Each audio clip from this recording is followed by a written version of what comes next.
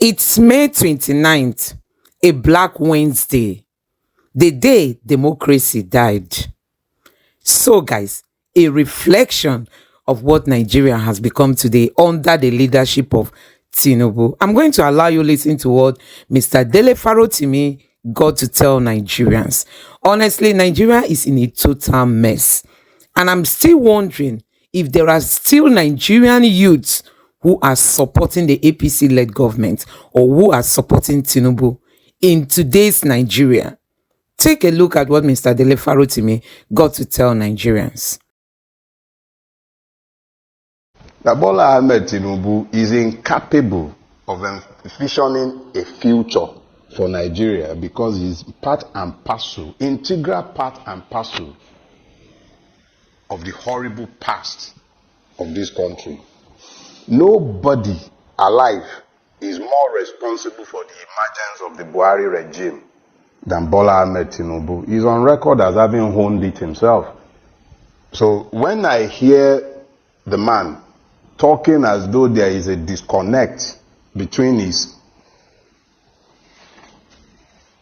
I don't even know, because this is not even a man we elected, between himself and the despicable man named Buhari that has left the office. When I hear that disconnect, it baffles me that there can be such inability or maybe wanton wickedness. Because if he says he has inherited a bad situation, the question is from who? It's the same people, the same character, it's the same man. He was there for 8 years during the Buhari administration. He had nothing to say against Buhari, and when he was coming, he made clear that he was going to continue the policies of the Buhari administration. So when the man is now pontificating and talking about difficult economic decisions and that is a difficult thing to react to, it's like asking me to react to madness. I know as a fact, and I sat here over a year ago to tell you what to expect. I told you at the time that he is one of the two horsemen of the apocalypse. And today, you have a disaster succeeding a calamity.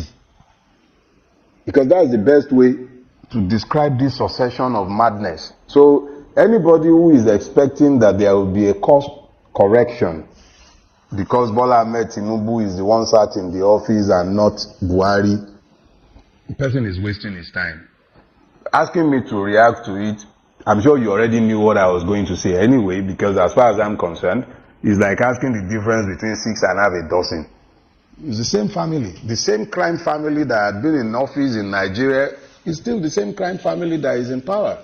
So let's not waste our time reacting to what are obvious lies. Bola Tinubu cannot do better than he's doing. He would actually do much worse than Buhari by the end of the day. Anyone who manages to survive however long his reign might be, the person should thank their stars. How clueless is this president as far as you know? What do you mean clueless? Let's be clear. When we excuse the madness we see on account of the cluelessness or inability of those who rule Nigeria, we're actually making strategic errors. They know exactly what they are doing at every point in time. The man is on record. He said, reduce their purchasing power, widen the tax net. All those things the man was saying, and everybody was busy catching cruise and laughing at the time. That's exactly what he is doing. The IMF and the World Bank, the Western powers, have always wanted the naira to be floated. But no president of Nigeria had ever found the balls to do it because they all knew he was going to have ruinous effect on socioeconomic indices of Nigeria. So they balked at doing it.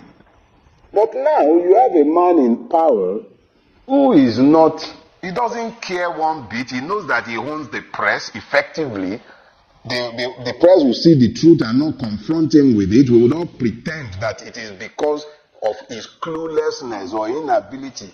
They are geniuses at the task of ruining the people. This is not by accident.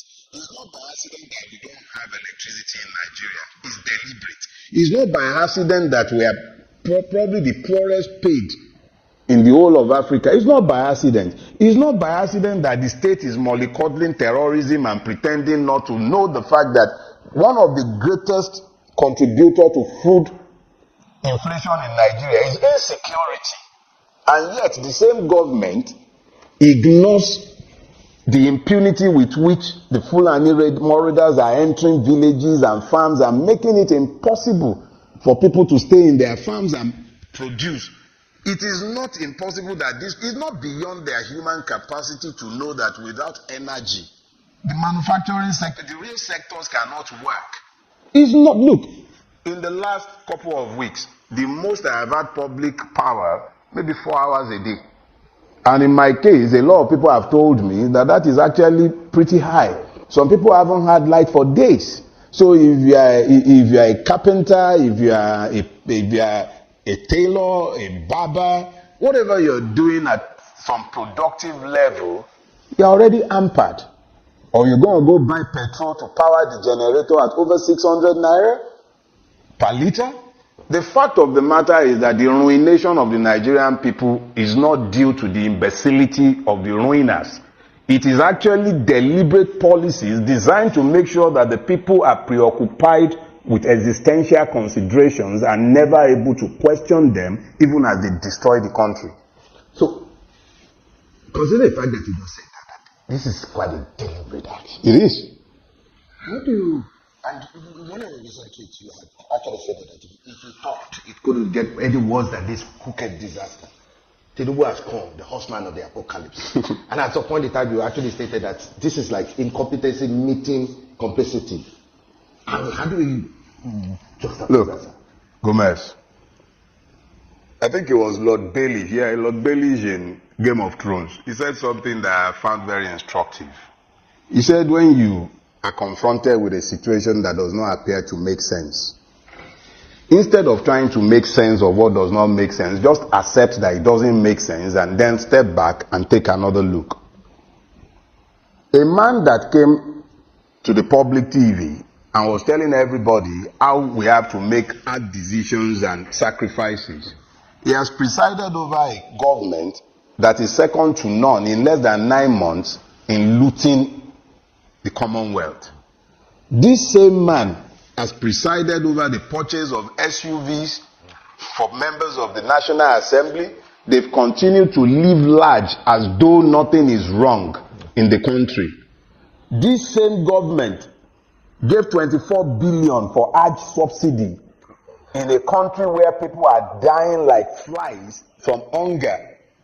This government has presided over the murder of numerous Nigerians in places like Bokos, in the Plateau, in the Benue Trough, Ekiti, Ondo have become killing fields where obas are slaughtered like flies. And look, let's be clear. Nigerians need to come to the knowledge of the fact that their government is peopled by those who have determined that the people themselves are enemies and must be eliminated. So it is the mindset that we need to shift pretty quickly. Looking to this government or the ruiners of Nigeria for the solution to the problems of Nigeria is a waste of time. As long as these same people remain in power, the Nigerian is an endangered species. There was a report from the Economic Intelligence Unit, and it had forecasted for Nigeria with warnings of substantial political instability, risk due to high inflation, low economic growth, and unpopular market reforms. How do you perceive the potential impact of these factors on the country's political landscape, especially considering the administration's current trajectory? Look, I think it was the chief Alagbe of the APC, Wasiu.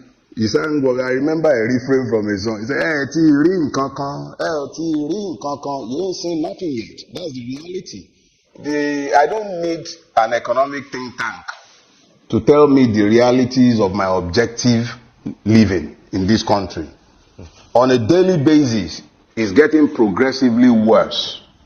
The one thing that I believe is left for the conscious, if you have any consciousness of what is good in this country, you have a duty to educate the common man on the street as to the fact that his enemy is not Chinedu, his enemy is not Fakunle, his enemy is not Ahmed. His enemies are the ones who are ruining the country, pretending to be leaders. They are only leading us to disasters. The main reason why I'm saying this is so that the common man does not turn on his brother when he should be looking firmly in the direction of the ruiners of Nigeria, both temporal and spiritual, from the churches to the mosques, to the governors' lodges, to the houses of assemblies, to the National Assembly, to the judicial chambers. You have crooks ruining this country, and they are determined that it is not interest, for that matter, that the Nigerian be emancipated. Poverty has become a real weapon in the hands of those who rule Nigeria. So the Economic Intelligence Unit are only telling us what we know. It's a self-fulfilling prophecy. A country where people are stealing more oil than is being declared as produced, where oil producers are stealing their own oil in collusion with our navy. How much oil are they bunkering in the Niger Delta? How much oil are they burning to produce diesel in the Crete? We are not talking about canoes. As long as the underlying issues are not addressed, as long as criminality has been licensed and impunity has become the order of the day, there is nothing anybody needs to say. Eventually, it's a self-fulfilling prophecy. At some point, this system is going to grind to a halt. My own singular interest is in making sure that the mass of the people do not turn against themselves, believing that they are their own. No. The real enemies are sat in government offices. The average Nigerian needs to rise up to the fact that they are merely distracting us when they start pointing at religion and ethnicity. Have you noticed that each and every one of those who have gone to the National Assembly, whether they went as Labour Party members or PDP or PUPUPU or APC, they've become one. So the ruling class is one. They have managed to make sure that there is this level of ideological syncretism that has ensured that they've become one. Regardless of their differences, they are one in making sure that the Nigerian is emasculated. When it comes to regulating the social media, you'll find that they will unite behind the agenda. Everything that is anti-people, they always unite against it because they have common interest. It is the common man that needs to find his own common interest and common grounds behind which to rally. Our reality is that we have been effectively enslaved by a ruining class that has no sympathy or empathy for the Nigerian. They are not touched by our afflictions. It's almost like they actually take pleasure from our suffering. Think about it. How do you explain that Hajj, that should be your private obligation as a Muslim, has become a burden on the public purse, and you can pay subsidy on Hajj for a select few, but education is no longer available to the poor? It's about enlightened selfish interest. The Nigerian who is the victim has to decide what is in his own enlightened selfish interest and stop listening to the ruiners to tell him who his enemies are. Now, Mr. Farotimi, we see pockets of protests in certain, sections of the country, like in the north, and just recently in Ottawa, there was this protest also against hunger, against the economic situation. Now, are we foreseeing a further, in large way, because considering the fact that you're talking about educating the people themselves, and Nigerians themselves are bemoaning their situation at this point in time, and you're painting a gloomy picture that things are even going to get worse. At what point will it get to before Nigerians themselves actually stand up and not confront themselves with it? I repeat that thing again. You ain't seen nothing yet. Nothing. There is no bottom for the naira. It keeps crashing every day, even for products that are made in Nigeria. A bag of cement today is over 10,000 naira. A bag of cement. Let that sink in, and then let me begin to explain something. You're seeing pockets of protests here and there. I remember saying some years back that the Nigerian revolution will start in northern Nigeria. I stand by what I said at the time. Now, how long it would take before the inevitable would happen, I don't know. But one thing that is clear and glaring is that given the level of weaponized poverty that has been unleashed against the people, is nuclear grade. When you see the number of Nigerians scooping hot food off boiling cauldrons, packing rice with sand, you then begin to have a glimpse, just a mere glimpse into what lies ahead, because it's just starting. And people who are in farm, I used to farm. We have abandoned my farms. I can't go to my farms again. My farms are in Ogun State, but I cannot go to my farms any longer. I know people who had major mechanized farming operations in Niger State. They've left their operation. They abandoned it completely because where they were farming had been taken over by terrorists. So when you are seeing all of these, let me just say, it is easy to predict the harvest when you see the seed. The seed that have been planted have made it clear that a deadlock is inevitable. You have a government that is lacking in legitimacy. You have a judiciary that is lacking in credibility. You have a legislative house that is generally peopled by idiots, imbeciles, and crooks. And then you have a people against whom hunger has been weaponized. Yorubas have a proverb. They say, Tebiba wonu, oromi okin wo. When you translate that properly, what it actually says is that rationality ends where hunger begins. When you now have hunger unleashed against a wide swath of the population, what you will find eventually are gridlocks and chaos. My own preoccupation is to ensure that the Nigerian understand exactly who to blame for what is going on, so that he doesn't turn against his fellow victim. It is possible that you might have military adventurists coming in to cash in on the popular disaffection. But even those would inevitably be proxies and members of this ruining class. The reality is that we are gradually entering an unsustainable cycle where there is bound to be a gridlock.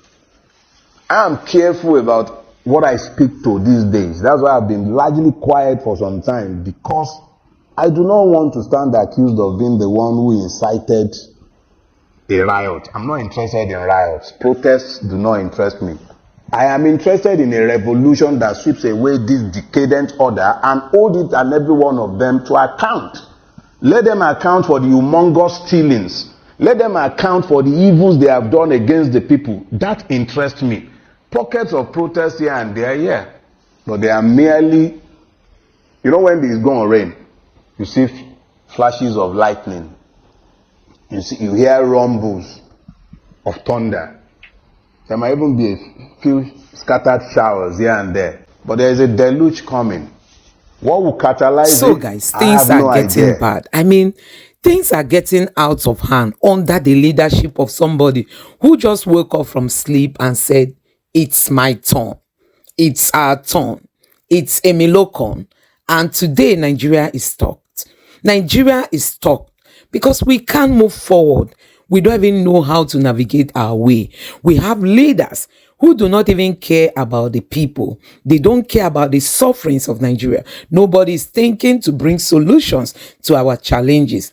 Recently, the National Assembly, the Senate has passed a bill to go back to the old National Assembly. I mean, the bill has been passed. This is the bill that raised questions on why they need to pass a bill on national anthem when Nigerians cannot eat, Nigerians cannot feed, things are getting bad. Nigerians were wondering, what is giving this government the guts to start thinking of such things when there are more important things to attend to? Many people have been recently abducted, some kidnapped, some their lives have been ended in the hands of the bad guys in the bush. I mean, the security situation in Nigeria is getting worse. People are leaving school. People cannot afford school fees. Parents are withdrawing their children from school. You can imagine a civil servant who has 2 or 3 children in the university. Can you imagine the level of struggle that person will be into? No doubt Nigerians are leaving the country en masse, and this government is doing nothing to answer the questions on table, to seek for solutions to problems Nigerians are going through every day. All they know is just for them to embezzle and be comfortable themselves and their family, even their children unborn. And that is why we are in a total mess. So guys, let me know what you have to say about all this in the comment section below. Please don't forget to subscribe to the channel and turn on the notification bell. Thank you.